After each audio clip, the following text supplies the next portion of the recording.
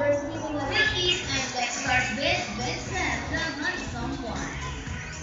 sea lions are generally cruise around 11 miles per hour, using the rolling movements of their front flippers, while their back flippers are stretched out behind their bodies, functioning as rudders for steering.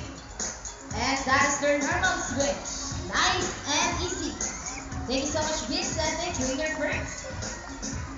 But when chasing their prey or escaping from predators, they can achieve a burst of up to. Ready, Sandra? Ready? 215 miles per hour. Wow, look at that. That is so fast. Come on, guys, another round of applause for Sandra. That's sexy, yeah. Nice guy, girl.